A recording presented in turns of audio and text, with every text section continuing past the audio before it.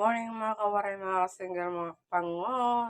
For today's mini vlog ng aking, ito po ang aking pork stick. Ayan, binabad ko na po yan ng tuyo, tsaka yan, veggies, sibuyas, and bawang. So, importante yung kalamansi. O, lagyan natin ng magic sarap in store. So, yan ako magluto ng pork stick. So, pakuluan muna natin sa tuyo at bababad natin. Iprito natin ng nalagyan natin pinagbabara natin.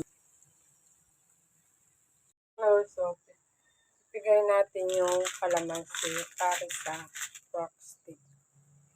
Ito ang aking routine every morning. Nagluluto buhay single mom na factory worker. Oh, di ba ang ganyan? Nagluluto pala ako ng pork stick na baboy. Kailangan natin ng bumamit kalamansi.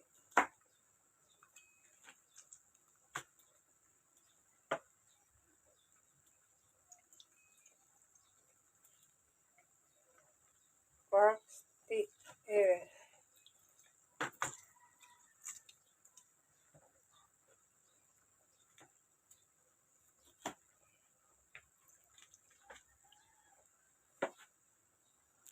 Ito yung aking gagamitin sa aking iluluto ngayon. Ayan, sibuyas. Maraming sibuyas dapat tsaka bawang. Yung kalamansing nakapiga, tuyo, spices, lagyan ko. So, siyempre yung magic sarap. So, ayun na, pinipreto ko na yung babaw. Lumalaban. So, ayun, nakasalang na. So, ayan, antayin natin. Ay, Diyos ko, antayin natin maluto. Pumuputok, nakakatakot. Sige, babay mo. Ito, ilagyan natin ng bawang para bumango. Maluto yung bawang.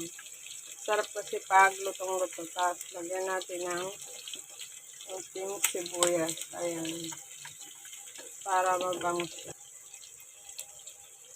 Kung ang ating pork stick. So, luto na. So, very easy lang magluto ng pork stick. So, konti lang din ang ingredients. Ayan. Thank you so much sa inyo mga sumusuporta sa aking cooking vlog. And maraming salamat po. And God bless you.